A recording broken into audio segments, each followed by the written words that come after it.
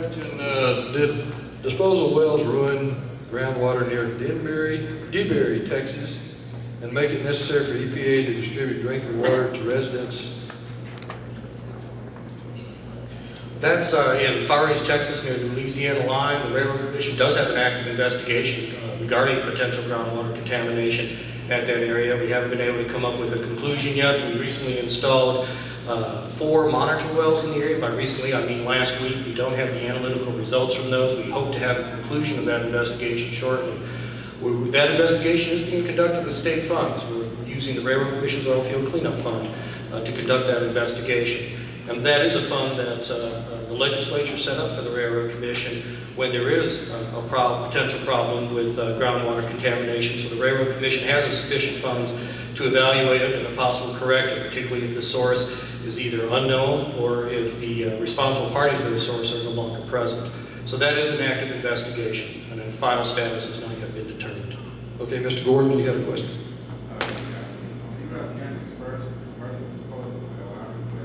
Speak up, please, sir. On the Erath County's first commercial disposal well application, I requested information from the Railroad Commission, documentation, check to see if this well is EPA requirement. I got that information in March, and I did get it from the Railroad Commission. I got it from the oil company. The Railroad Commission refused to give me that documentation. That's in response to Mr.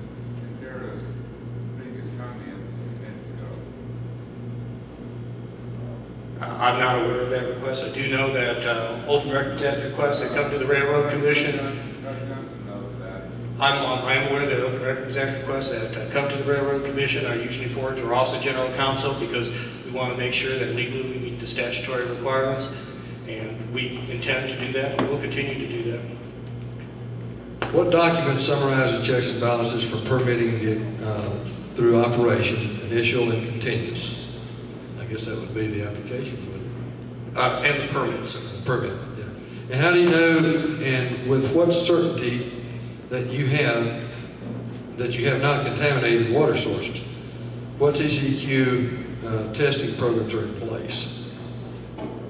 Well, the TCEQ's contribution is telling saying where the fresh water is, the placement of the 3 layers of protection, and the pressure observation valves, and requirements for the pressure of injection and the volumes, and the type of formation it's injected into are all designed to ensure that.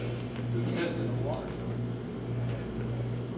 The water that's being injected into the elevator? The groundwater. Who's assured that the groundwater is not? Is anybody testing the groundwater? No, there is no requirement to automatically install monitor wells around injection wells. There is no requirement for that. I'll just throw a caveat in. Yes, go ahead. The question a minute ago about the investigation on the East Coast, how long has that investigation been going on, and are there statutes regarding how long investigations are allowed to take in case something happens? Here, how long would it take to do the investigation and get any type of results? Each investigation has a life of its own. It depends upon the complexity.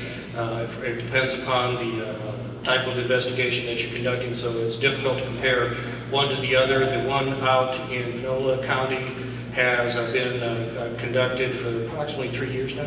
3 years? And nothing's been done? done? That's my understanding of the Railroad Commission's active investigation role in it. We have had complaints that came from there that were investigated and closed earlier.